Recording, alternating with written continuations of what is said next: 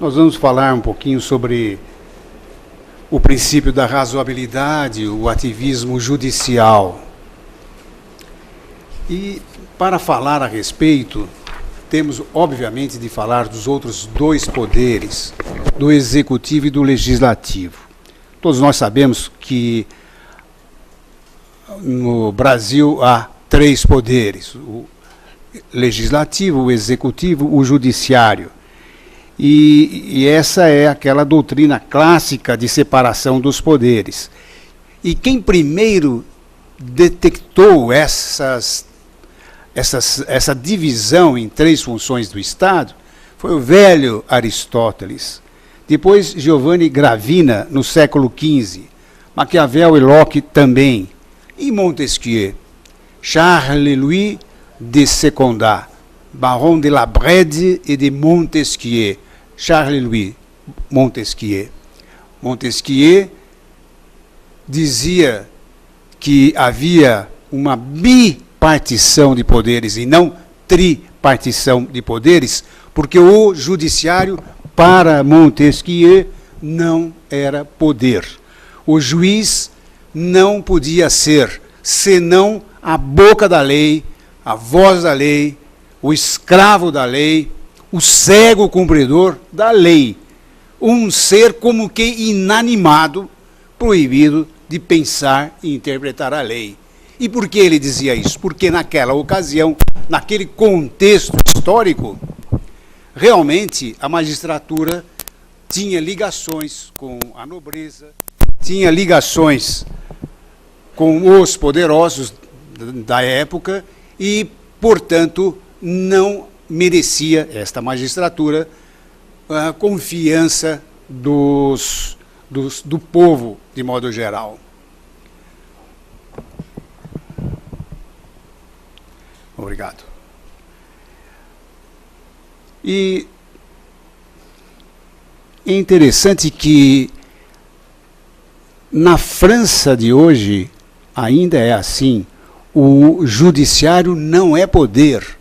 O judiciário é departamento do poder executivo. Chefe do judiciário é o presidente da República Francesa. Ainda hoje é assim. E nessas três divisões de poderes, nós precisamos verificar que a lei, o legislativo, existe exatamente para legislar, para fazer as leis, com o objetivo de buscar a paz social. É essa a razão. E, desta forma, pela lei, o livre-arbítrio das pessoas é coartado, é cortado. Porque, de outra forma, se nós usássemos o livre-arbítrio como bem entendêssemos, claro, não haveria paz social. Então, a lei vem para cortar, coartar o nosso livre-arbítrio. Mas, e o legislador? Vejam que espécie de paradoxo. Afinal, quem é que corta, quem é que coarta o livre-arbítrio do legislador? Que limites o legislador terá para legislar, para impor a sua vontade? E notem, a lei é uma coisa antinatural. Não faz parte da natureza humana. Faz parte da natureza humana o livre-arbítrio que Deus nos deu. Mas é preciso, de qualquer forma, para que haja paz social, esta legislação que nos impõe determinadas condutas. Na verdade, a lei é um controle formal do nosso livre-arbítrio. Há outros controles. Vejam, a família exerce controle no nosso livre-arbítrio. A criança não pode fazer nada porque a mãe não deixa, o pai não deixa, a tia não deixa. Assim, no clube, por exemplo, vocês querem frequentar o clube, a piscina, mas vocês têm regras, vocês têm que se submeter a exames médicos. Se vão participar de um campeonato de futebol de salão no seu clube, há regras. e temos a universidade, a escola, a igreja, tudo isso são controles informais do nosso livre-arbítrio, mas que impõem. Nós somos controlados também por essas entidades, por associações de bairro. Né? É assim que existem esses controles chamados informais. E controle formal é a lei. Agora, é interessante também lembrar que o legislador, por exemplo, no direito penal, ele legisla sem cientificidade. O legislador no direito penal procura passar para a sociedade a sensação de que ele, legislador, ao editar a lei penal, ele está resolvendo os problemas da sociedade. Ele é, em suma, um mágico, porque ele passa para a sociedade a ideia de que, ao estalar dos dedos, com a edição de uma lei mais grave, com corte de benefícios a presos, com a severidade da lei penal, ele passa para a sociedade a ideia de que tudo está resolvido. É o direito penal mágico, o direito penal do pânico, porque ele legisla sob o impacto do pânico. É esse direito penal demagogo. E, infelizmente, nós temos de aplicar a lei. E este é o drama do juiz penal. Porque todos nós sabemos também que as ligações entre o poder público e a sociedade, e os segmentos da sociedade, posso falar francamente, os segmentos mais pobres da sociedade, os favelados, se ligam ao poder público somente pelo Código Penal. Esta é a maior dificuldade que eu, particularmente, enfrentava nos julgamentos penais. A lei é uma intervenção na vida das pessoas. A lei civil, a lei comercial, a lei de execução civil, direito tributário, tudo isso aí são intervenções na vida das pessoas. Mas a intervenção máxima da lei é o direito penal. É o direito penal que é a intervenção máxima porque retira o direito de ir e vir, de liberdade das pessoas. Então, é a intervenção máxima, e vejam a ironia, para aqueles que têm, do ponto de vista social, do Estado, a intervenção mínima. Negam-se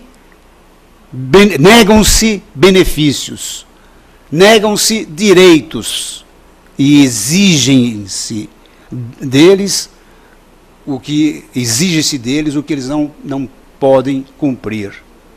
Moral, meus caros amigos, moral pressupõe opção. Eu posso fazer isso ou posso não fazer isso. Eu tenho direito de escolha. Se eu opto pelo errado, paciência, eu realmente mereço a pena. Mas quando a fome bate, aí não existe alternativa. Não é? Então, esta é a suma ironia para este segmento da sociedade. E eu lembro que nesse direito penal simbólico, mágico, direito penal do terror, foi editada a lei de crimes hediondos. Isto porque 2 empresários, um do Rio de Janeiro, outro de São Paulo, foram sequestrados. E o presidente Collor editou a lei de crimes hediondos. Eu lembro que também que a Glória Pérez, novelista da TV Globo, conseguiu, em razão do assassinato de que foi vítima a sua filha, conseguiu que o crime de homicídio qualificado fosse elevado à categoria de crime hediondo. E a Rede Globo, há muitos anos, passou na sua tela as cenas da favela naval em Diadema, em que policiais militares torturavam. E a lei de tortura, que dormia há décadas no Congresso Nacional, foi aprovado a toque de caixa. Então, é esse o nosso legislador penal.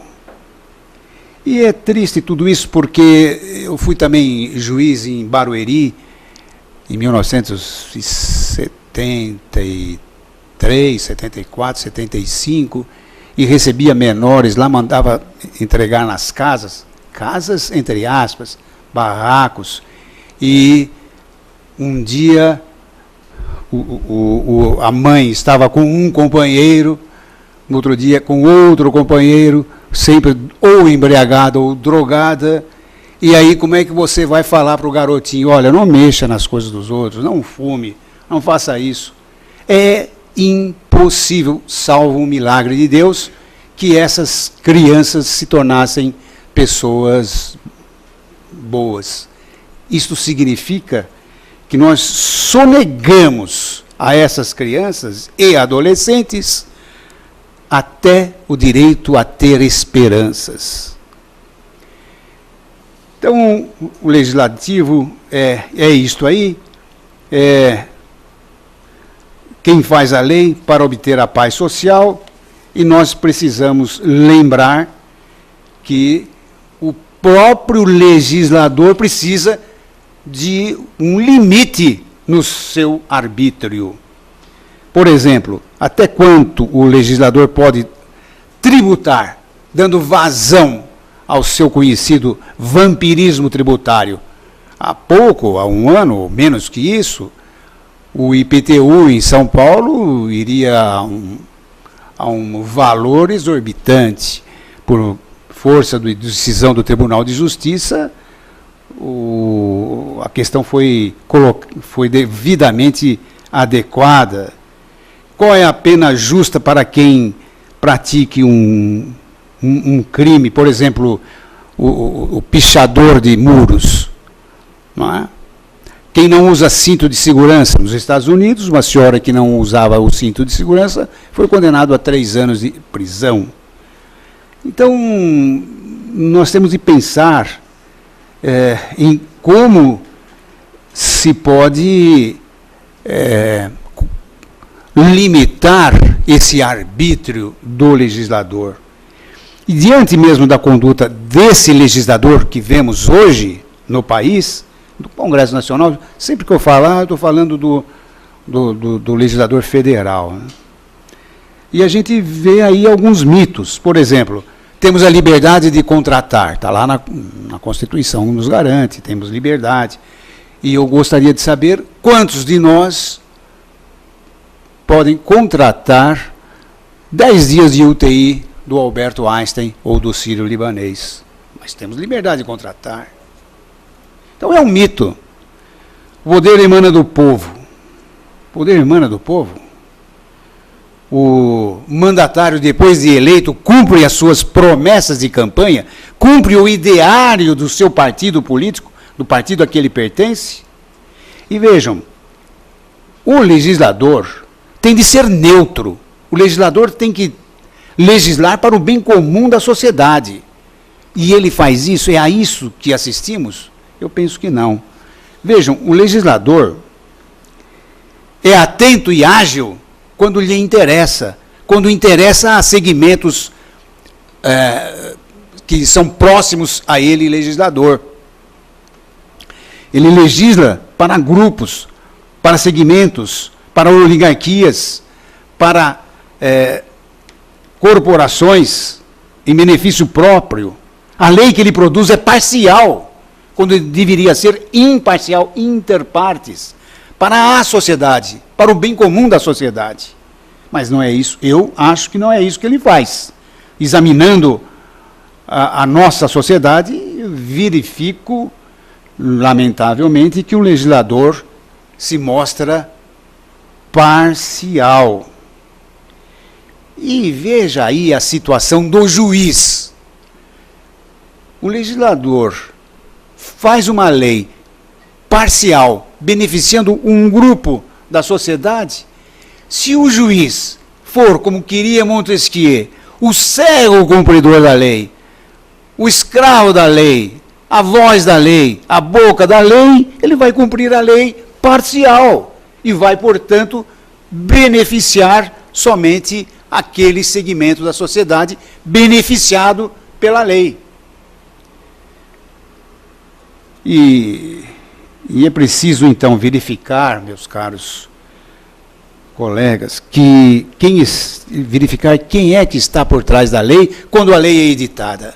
É uma obrigação nossa. Nós temos de verificar quem está por trás da lei, a quem a lei interessa, qual a filosofia que inspirou o legislador, a quem ele serve e, em suma, é preciso ler a lei nas entrelinhas. Nós não podemos ser ingênuos. O juiz não pode ser um ingênuo. Outro mito: todos são iguais perante a lei. Claro, todos são mesmo. Pleno acordo que todos nós somos iguais perante a lei e perante Deus e perante os homens. Perante os homens, no meu modo de entender, não há sequer igualdade de atenção, de consideração. Vejam, quando uma pessoa está bem vestida, é tratada de um jeito, é capaz de ser recebida com água gelada e café por um grande presidente de uma grande multinacional ou por uma grande autoridade, mas se não for assim, essa autoridade nem o recebe, se receber em pé, rapidamente, o que é uma coisa bastante indigna, porque são modos de tratar desigualmente as pessoas. E essa igualdade, afinal, deveria se estender ao processo civil e ao processo penal. Nós deveríamos dar paridade de armas no processo civil e no processo penal. E aí vem, e eu quero chamar atenção para isso, aí vem a grande responsabilidade do juiz, do magistrado, que deve pôr o peso da sua mão no braço da balança do mais fraco e equilibrar as partes. E isto ele pode e deve fazer. Isto é um compromisso ético do juiz. Ele não pode ser um espectador no processo, uma estátua no processo. Ele tem que agir, proteger a parte que é hipossuficiente economicamente. E ele pode fazer isso isentando, por exemplo, de pagamento de custas, determinando de ofício a produção de provas periciais, mesmo que não seja requerido pelo advogado. Às vezes o advogado não se apercebe de que é necessária a prova. Ele pode interpretar a lei de acordo com os seus fins sociais, fazendo prevalecer a Constituição da República, que impõe a proteção das minorias, dos excluídos, que busca a solidariedade, o princípio da social-democracia em que se funda o nosso Estado. Peço licença para ler o artigo 3º da Constituição, que eu acho maravilhoso. Constituem objetivos fundamentais da República Federativa do Brasil. 1. Construir uma sociedade livre, justa e solidária. 2. Garantir o desenvolvimento nacional. 3. Erradicar a pobreza e a marginalização e reduzir as desigualdades sociais e regionais. 4. Promover o bem de todos sem preconceitos de origem, raça, sexo, cor, idade e quaisquer outras formas de discriminação. O que a Constituição manda é mitigar esta fricção social. Esta é a nossa obrigação. Não é só obrigação do Poder Legislativo, do Poder Executivo e do Poder Judiciário. Isso aqui é uma ordem para todos nós. E a gente não pode perder a oportunidade de dizer que estamos cada vez mais, nós cidadãos, estamos cada vez mais distantes do núcleo político das decisões. Nós elegemos um deputado federal e um senador para que eles decidam. Quem resolve as questões relativas às relações homoafetivas? Quem resolve a questão do aborto? Quem resolve a questão das células-tronco? Não deveria ser o Congresso? O Congresso morre de medo de tocar nesses assuntos. Perde votos. A bancada evangélica perde voto. A bancada católica perde voto. A bancada ruralista perde voto. Todo mundo perde voto. Ninguém decide. E nós votamos para que eles decidissem. E vejam outra ironia. Quem decide é o poder econômico. Quem decide é o Banco Mundial, é o mercado, é o FMI e companhia limitada. São eles, lá do hemisfério norte, que decidem, e eles não foram eleitos. Nós votamos e elegemos para eles decidirem. Quem tem que decidir não decide, mas o poder econômico decide. O que nós fazemos? Nada. O que valemos? Nada. O que vale o nosso voto? Nada. Estamos excluídos. Cada vez mais estaremos excluídos do núcleo político das decisões. Porque, afinal, a nossa Constituição é um simulacro de democracia. Nós precisamos de uma reforma política que não sai. E não vai sair enquanto depender dos próprios políticos, porque eles não vão cortar na carne. Só mesmo, e já há até um manifesto a respeito, só se houver este sistema aí de voto de iniciativa popular. Aí é capaz de sair. Mas nós temos uma Constituição que permite a manipulação do poder, que permite conchavos políticos, que permite a impunidade da classe política. E vejam, hoje são 32 partidos políticos que deveriam representar a massa popular. Mas a massa popular não tem voz no Congresso. Os partidos políticos estão interessados em defender os seus próprios interesses.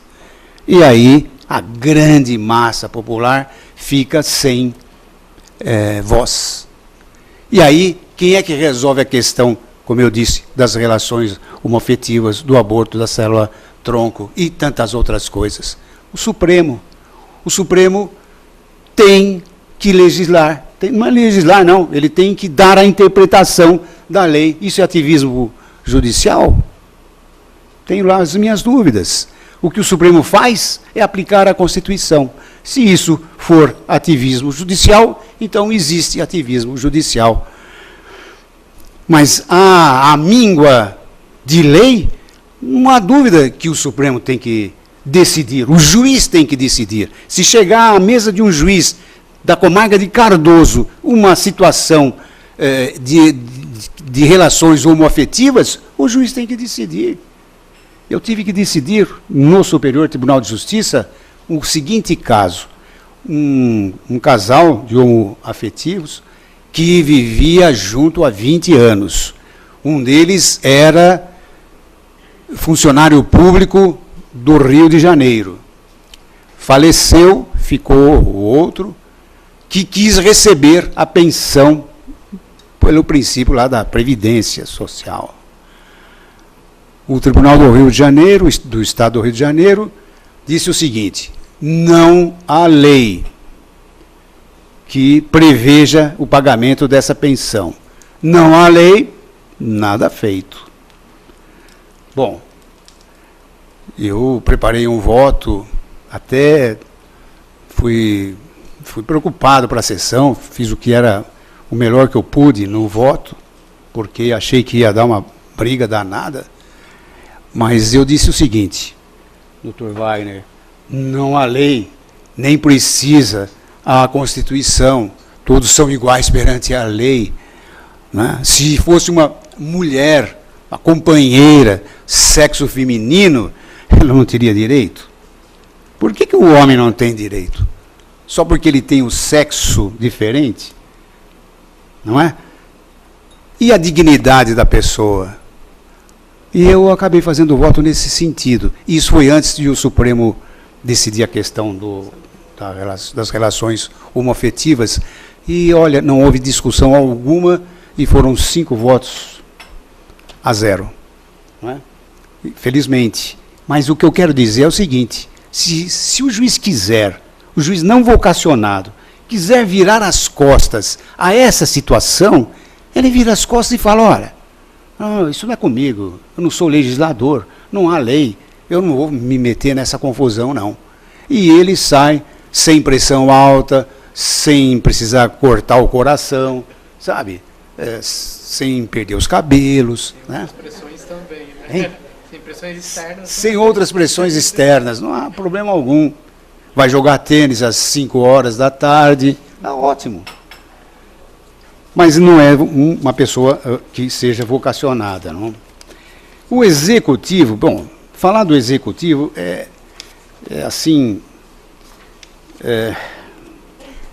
falar de uma coisa que a gente fica vexado. Porque o executivo é extremamente poderoso. O executivo, para começo de conversa, o executivo tem a função de administrar. Ele administra a sociedade. Mas além de ele administrar a sociedade, que é a sua função típica, ele faz parte do processo legislativo, pois ele tem poder de sanção ou veto. Então ele veta ou sanciona. O poder executivo é tão poderoso que expede medidas provisórias. E como expede? E sem os requisitos legais.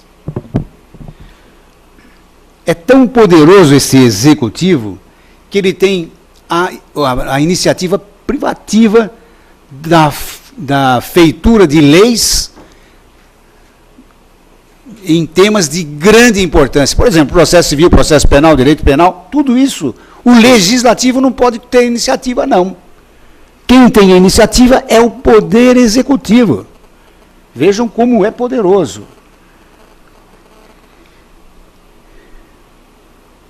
O executivo executa o orçamento. É ele que dá o dinheiro. E aí vem as barganhas. Agora tem o tal do orçamento impositivo, né? Que a Dilma tem que atender e não atende. Aí dá essas brigas aí que vocês estão vendo. O executivo tem milhares de cargos em comissão. Não precisa concurso, nomeia. Um dia eu liguei, eu presido o conselho deliberativo de uma maternidade e eu precisava de dinheiro, porque a maternidade é absolutamente zero de dinheiro privado, é só doação e a gente não consegue. Eu liguei lá para o Ministério da Saúde, atender uma pessoa, o senhor Rochinha. O senhor Rochinha, perguntei, mas o senhor é médico? Ele falou, não, eu sou metalúrgico. Aí eu fiquei mesmo espantado, porque eu era desembargador, estava tratando da saúde, o outro era metalúrgico, tratando da saúde. Que diabo de país é esse, em que um metalúrgico trata da saúde e um desembargador tem que tratar da saúde? Nós dois que não somos médicos. Né? Mas é assim. Então, sem concurso. Isso tudo são barganhas que acontecem e a gente lamenta que isso possa influenciar assim, a economia do país e tudo mais que a gente vê aí. Agora, o judiciário tem uma função política, tem essa função que é política também, porque toda decisão do judiciário é sempre política, afinal ele está cumprindo o que o legislador manda. Então, a função do judiciário é uma atividade política. Essa de por fim a conflitos de interesses entre duas ou mais partes, que são particulares, é a de menor importância. O peso maior do judiciário está quando ele influencia as políticas públicas, em que ele invade o espaço reservado para o poder legislativo e para o poder executivo. O judiciário faz isso. O judiciário pode conceder uma liminar para paralisar uma obra pública ou privada, pode determinar o andamento dessa obra, pode, em suma, por exemplo, até nessa questão da via Anchieta, imigrantes, quantas pistas vão, quantas voltam, o Ministério Público pede e o juiz está obrigado a examinar a questão.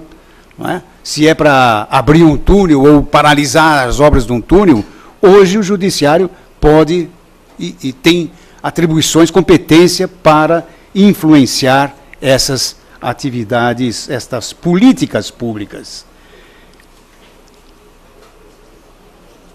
E também isso não significa que o juiz governe, porque todos têm medo, né? Fala-se no governo da magistratura, mas as forças políticas o juiz não domina. As críticas, aquela coisa toda da política, do povo, o juiz não influencia. O juiz só age quando provocado. A função do juiz é inerte, ele não tem a iniciativa, então ele não exerce governo algum. Mas a função do juiz se torna mais relevante quando ele trata dos direitos e garantias individuais. O poder judiciário dos três poderes é o de menor prestígio. O poder legislativo e o executivo têm muito mais prestígio que o judiciário. Mas assume uma importância vital o juiz na sua função de garante dos direitos fundamentais. O juiz é a última esperança, realmente. E o juiz precisa ser vocacionado. Eu fico assustado quando eu vejo um juiz técnico, um juiz cumpridor da lei, mero cumpridor da lei, coerente, porque a justiça tem de ser mesmo, no caso concreto, um juiz coerente, às vezes é perigoso. Ele é coerente, mas naquele caso ele teria que mudar a sua decisão. E ele não pode esquecer-se de que está lidando com dramas pungentes. Ele está tratando, por exemplo, de bens, de liberdade, de honra, de patrimônio, de guarda de filhos e todas as outras questões muito dolorosas. E ele não pode esquecer de que a caneta corta na carne. O juiz muitas vezes não tem noção do impacto da sua decisão numa empresa. Ele bloqueia online 1 milhão, 2 milhões de reais e acha que a empresa vai sobreviver. Não pode pagar os operários. O juiz não tem noção, às vezes, do impacto da sua decisão no seio de uma família, dos cofres públicos. Às vezes ele não sabe, não percebe. Por isso que ele precisava estudar um pouco de filosofia, economia, psicologia, sociologia, contabilidade, que o juiz não sabe, precisa, o advogado também. Né? E o juiz, então, não pode ser esse cego cumpridor da lei, no meu modo de entender, lembrando que, em primeiro lugar, quem manda no mundo é o poder econômico. Em segundo lugar, é o poder da mídia. Em terceiro lugar é que vem o poder político, como com muita propriedade ensina Inácio Ramonet, no seu livro A Tirania das Comunicações.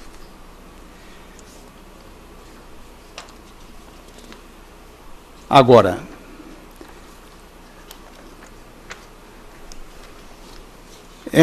esse princípio da razoabilidade vem imbricado com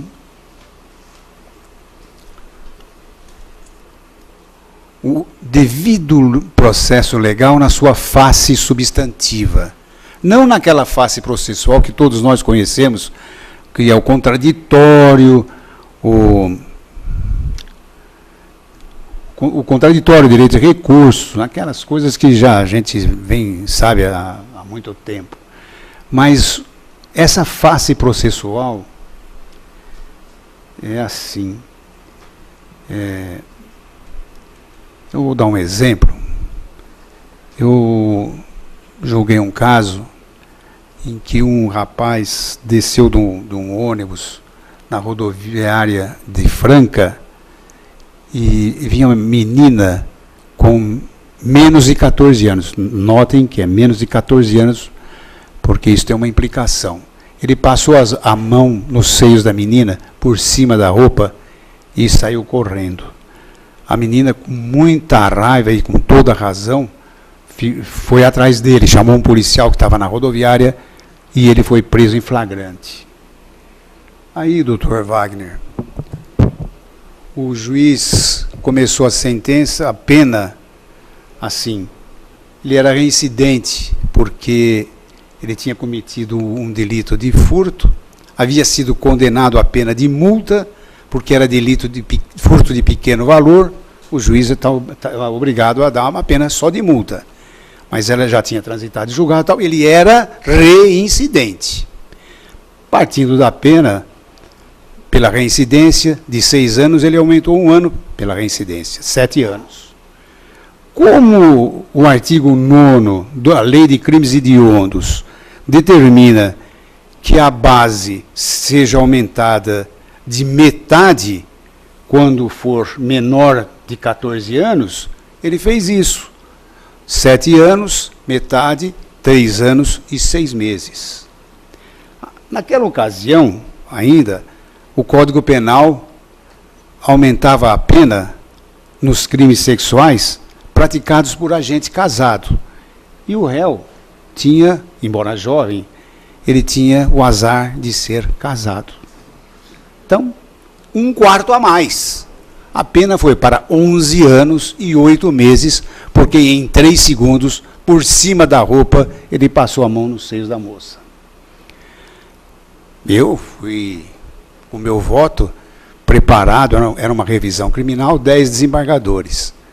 Dei o meu voto, desclassificava para importunação ao pudor público, artigo 61 da Lei das Contravenções Penais, e rua. 9-1. Fiquei vencido por 9-1. É capaz de estar cumprindo pena ainda, em regime que era integralmente fechado. Eu não sou vaidoso, poderia mudar meu voto em favor do réu, eu não tinha dúvida, podia mudar meu voto mesmo.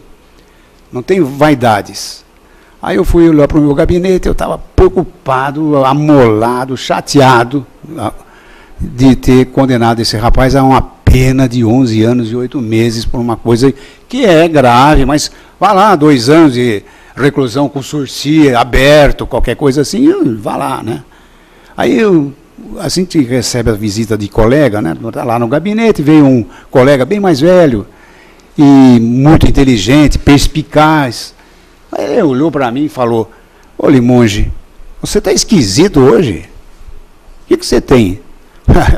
Contei o caso. O rapaz fez isso, desceu da rodoviária, passou a mão na moça, ela saiu correndo. Contei toda a história e a pena que deram. E o meu voto vencido. Aí ele disse assim, olha, Limonge, você quer saber de uma coisa? Se isso tivesse acontecido com a minha filha, eu matava esse sujeito. Então deixa como está. Não vamos mexer mais com isso, não. Vai matar o rapaz? Podia ficar pior. Então, então é o que eu quero dizer com isso, que é essa aplicação do devido processo legal na face substantiva. A Constituição traz, no artigo 5º, 54, exatamente a importação desse princípio que era e sempre foi aplicado há 200 anos pela Corte norte-americana. O Supremo Tribunal deles lá sempre decidiu assim. É uma coisa fluida, não tem uma definição do que seja esse princípio do devido processo legal na face substancial. Eu trago aqui uma lição do Manuel Gonçalves Ferreira Filho, que é um grande constitucionalista, e ele diz o seguinte: o substancial importa em que as normas aplicadas quanto ao objeto do litígio não sejam desarrazoadas, portanto intrinsecamente injustas. E ele diz, contudo, a Carta deu ao Judiciário, mesmo na sua função típica de dizer o direito, um certo distanciamento em relação à lei, que a doutrina clássica não admitia. Com efeito, o texto importou o due process of law, substantivo do direito anglo-americano, artigo 5º, 54, afora o aspecto formal, já muito presente em nosso sistema, por meio dos princípios da ampla defesa do contraditório, etc., mantido no artigo 5º, 54 da Constituição. Assim, pode o magistrado inquietar-se sobre a razoabilidade da lei, a proporcionalidade dos encargos que acarreta, etc., quando antes não lhe cabia, senão ser a voz da lei. E culmina por dizer, o exame mais aprofundado da lei magna, todavia, confirma em outros pontos de relevo que esta não entende o judiciário como mero poder neutro incumbido de aplicar contenciosamente a lei a casos particulares. O conceito de Pedro Lessa está superado, disse Manuel Gonçalves Ferreira Filho. E Luiz Ferrajoli, professor da Universidade de Camerino, um grande penalista, escreveu, a sujeição do juiz à lei já não é fato, como no velho paradigma juspositivista, sujeição à letra da lei, qualquer que seja o seu significado, mas sim sujeição à lei somente enquanto válida, ou seja, coerente com a Constituição. É isso que importa. Importa que, sendo uma coisa desarrazoada, o juiz pode mudar, pode deixar de aplicar a lei para aplicar a Constituição. Lembro também de um caso em que um traficante estava ao volante e avançou sobre um investigador de polícia. E o investigador, não teve dúvida, disparou a arma, atingiu-o na medula e ele ficou tetraplégico. A mãe e o padrasto precisavam comparecer ao estabelecimento penitenciário para dar remédios. Ele tinha uma perna inchadíssima, os esfíncteres soltos, né?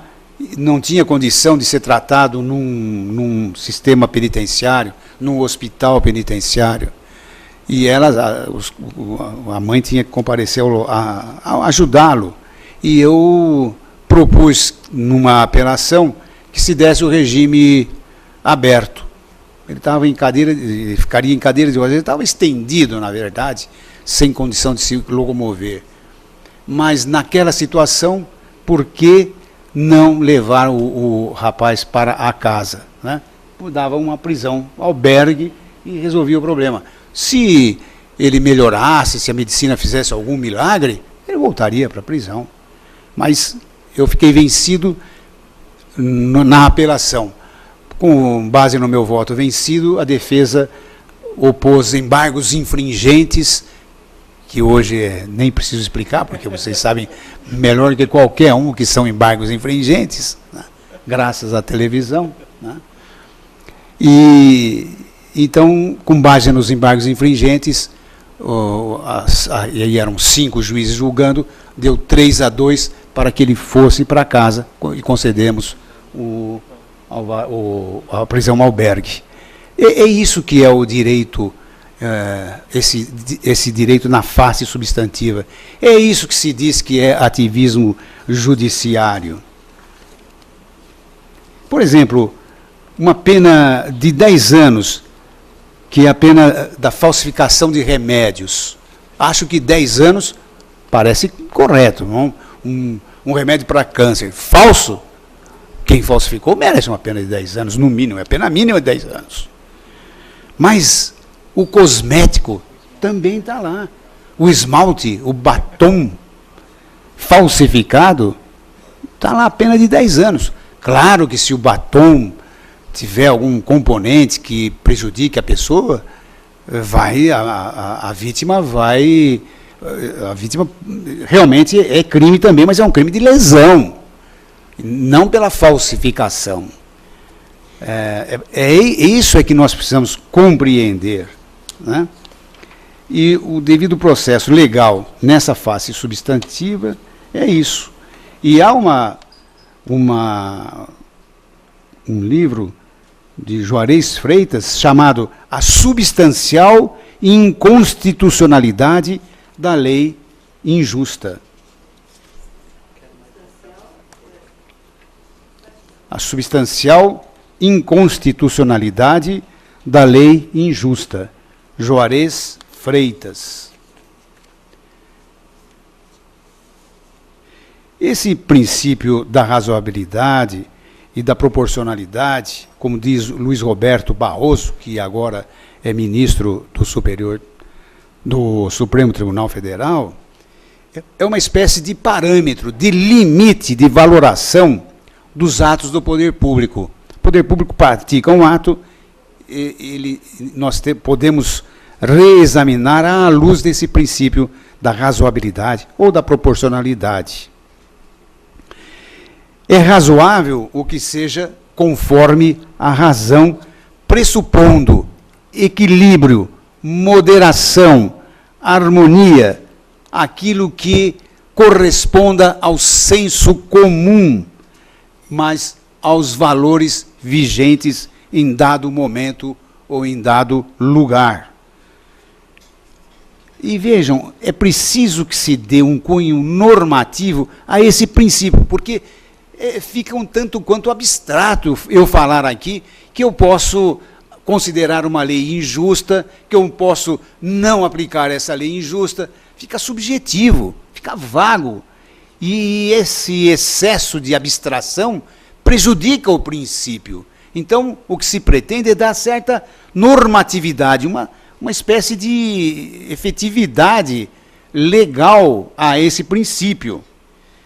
É preciso buscar um cunho normativo a esse princípio da razoabilidade para que ele não se esvazie.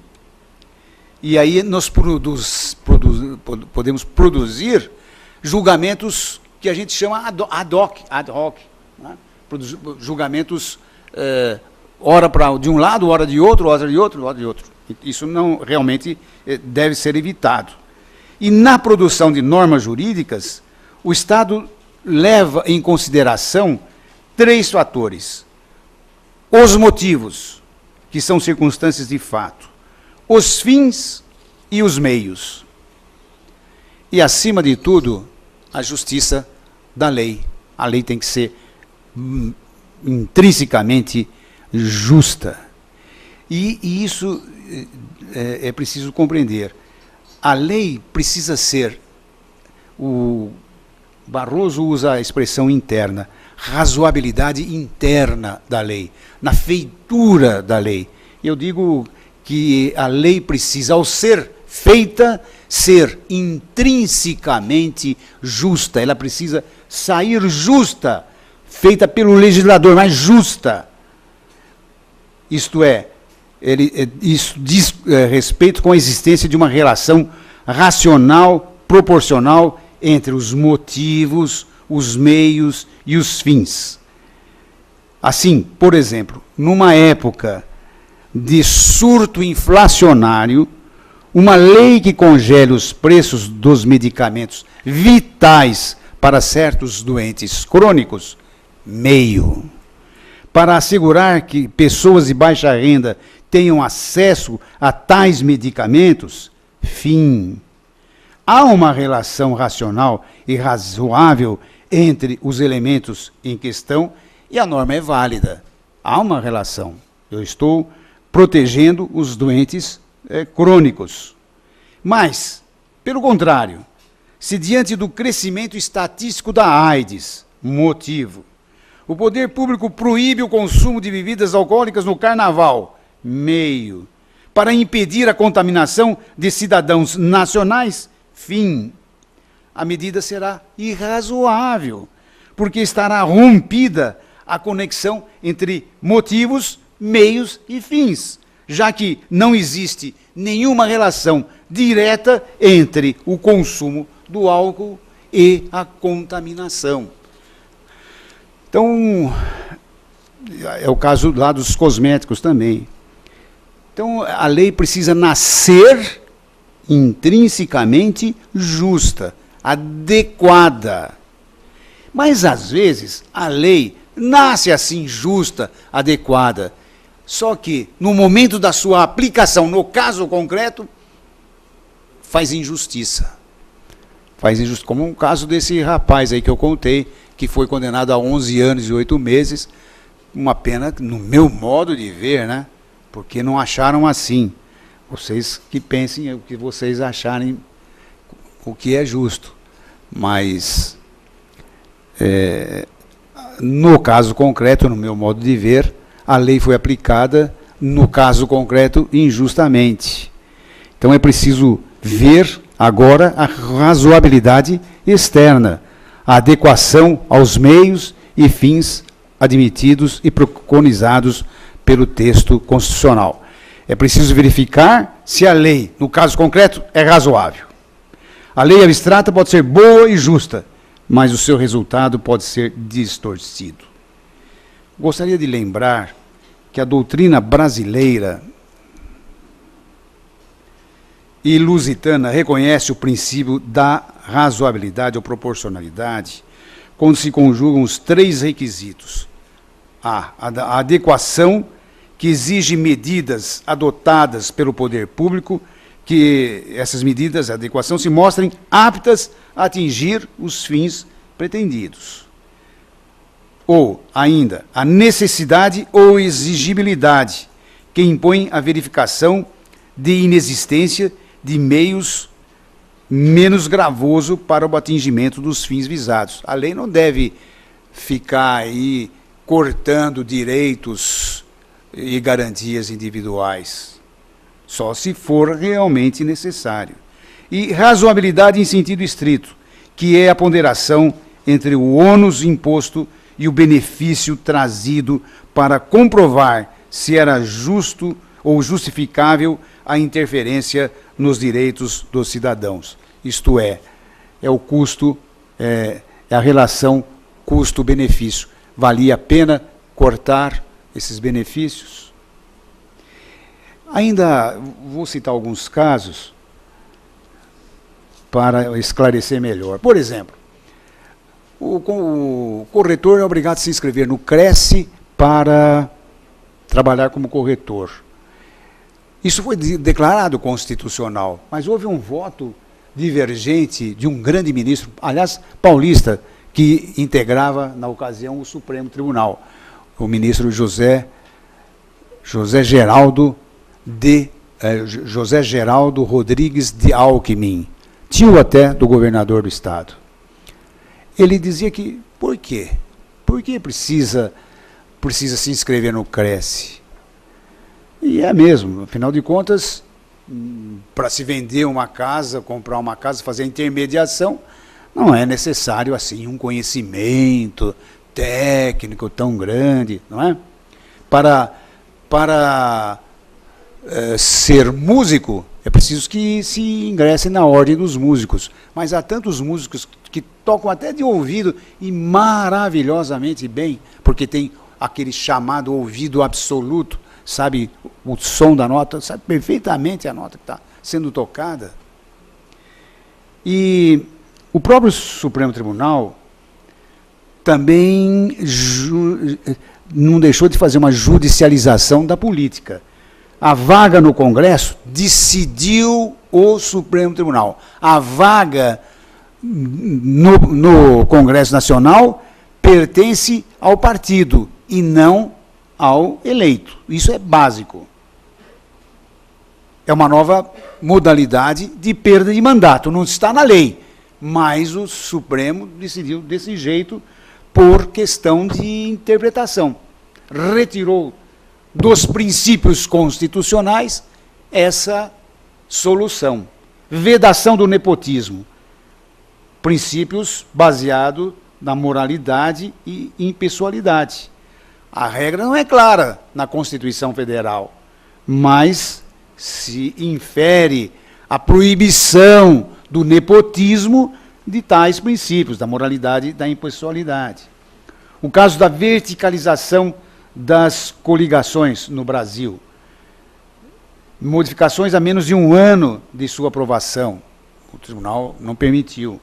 A cláusula de desempenho, isso, se o partido político não tiver determinado número de votos, ele não tem direito a verbas, não tem direito a tempo na televisão. Quem decidiu que a cláusula de desempenho foi declarada inconstitucional? O Supremo. O Supremo disse que é inconstitucional e barrou esta cláusula. Os remédios. Os remédios, na verdade, eu devo dizer, por questão de honestidade intelectual, que eu compreendo perfeitamente que quem tem que fazer as leis é o legislativo. Quem tem de administrar é o Poder Executivo. Quem tem o orçamento nas mãos para saber se há verba para compra de remédios e internação é o Poder Executivo. Então nós não podemos, com todo o respeito a quem pense de outra forma, eu não estou aqui dizendo que o Judiciário vai resolver tudo isso sozinho e sempre. Não, isso tem que ser feito com parcimônia. Colocar remédios, é preciso tomar cuidado, porque eu concedo o remédio aqui, estou tirando de alguém de lá. Porque o executivo é que sabe onde ele tem as verbas. Não é? Num hospital eu interno, porque me vieram aqui com uma ação para uma cautelar até para uma internação, eu dou, mas eu estou tirando uma vaga de alguém que talvez estivesse na frente. A fila dos transplantes. A fila dos transplantes. Vem alguém e pede, olha, eu preciso furar esta fila aqui, porque se eu não furar esta fila, esperar a minha vez, o paciente morre. Então, claro, aí a gente precisa ponderar. É justo que seja assim. Por isso que eu estou dizendo que é um princípio da razoabilidade. O juiz tem que entender que seja razoável ou não. Agora, quem tem nas mãos todo o acervo de bens, de hospital, de remédios, de fila de transplante, isso não é o judiciário. A ordem cronológica dos sequestros, nessa questão toda dos precatórios, desta ignomínia que o executivo faz, humilhando os credores de precatórios. Claro que um senhor de 78 anos, devastado por um câncer terminal, eu não vou ficar esperando que se siga a ordem cronológica, porque ele tem que receber. Não pagou, eu vou sequestrar os bens do ente devedor, do ente público devedor. É a prefeitura de Guarulhos, paciência, vai perder, vou sequestrar bens. É do Estado de São Paulo que não paga, vou sequestrar bens do Estado. É a União, isto é lá com a Justiça Federal, que eu acho que tem que sequestrar também. Né? Então, mas isso tudo a gente tem que ter ponderações.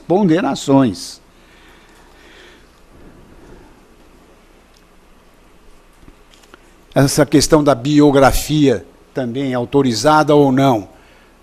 Existe a censura prévia? Não, a Constituição não permite a censura prévia. Como é que nós compatibilizamos? Bom, é fácil.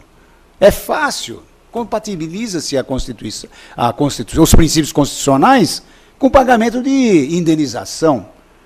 Só que, vamos e venhamos, há algo que a pessoa não deseja de maneira alguma que seja publicado, porque ele vai trazer uma lesão à sua moral. E como é que se faz? É direito do autor da biografia falar tudo o que ele deseja e que o outro não quer que seja dito? Mas eu estou pagando indenização. Sim, você está pagando indenização, mas o que nós precisamos é que a lesão não seja causada, não seja provocada. Eu sei que é uma questão polêmica, realmente há um princípio da inexistência de censura prévia, não pode ter censura prévia, mas e o caso da escola de base na aclimação, que mataram os proprietários daquela escola, o japonês que era proprietário da escola, né? Por quê? Porque inventaram uma coisa lá e publicou-se na imprensa, a imprensa, com todo o respeito, desculpe-me falar, mas a imprensa 1000 vezes não tem compromisso com a verdade, a imprensa fala verdades, fala meias verdades e fala inteiras mentiras. Eu, diante dessas coisas, eu fico, eu vou pagar a indenização, vou receber uma indenização de R$1 milhão, eu estou morto de vergonha. Então, é isso aqui. Casos de falta de cobertura de planos de saúde para certos procedimentos, há uma concessão de liminar, que não deixa de ser a aplicação do princípio da razoabilidade.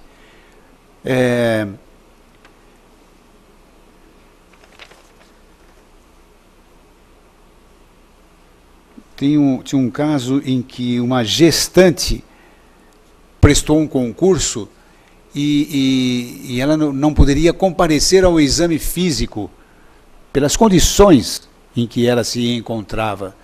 E foi vedado a ela participar desse concurso, mas o Superior Tribunal entendeu que era um caso em que era bem razoável adiar o exame e fazer em outra data, né? Princípio da razoabilidade. Então, me parece que é assim que a gente deve imaginar a nossa proposta. Lembro aqui desse artigo 3º que fala em construir uma sociedade livre, justa e solidária, em mitigar as fricções sociais, a buscar a inclusão social, a erradicar a pobreza e a marginalização. Vejam que isso tudo que está aqui nesta Constituição, estes princípios aqui, no artigo 3º, são muito caros a qualquer religião. Todos são iguais perante a lei, a proteção das minorias, a erradicação da pobreza, isso qualquer religião quer. E é interessante que os índios foram os precursores da nossa cultura que existia no Brasil. A primeira cultura que existe no Brasil é a dos índios. dos indígenas. E eu gostaria de contar uma história verdadeira, e que é a seguinte: uma antropóloga, a doutora Monteverde, foi buscar no aeroporto um indígena para que ele fosse submetido a uma operação cirúrgica.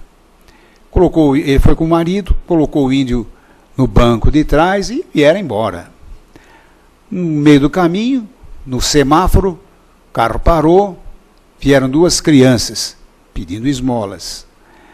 Aí o índio ia abrindo a porta de trás do carro. A doutora Monteverde perguntou: mas o que você está fazendo? Onde é que você vai? Não, vou abrir a porta, vou pegar as crianças. Para fazer o quê? Vou colocar as crianças no carro, levar para casa. Não, não faça isso, você não pode fazer isso. Deixe as crianças aí. Aí o índio perguntou a ela: mas essas crianças aí não são o seu povo? Pois é, a gente é que é civilizado e os índios não são, né?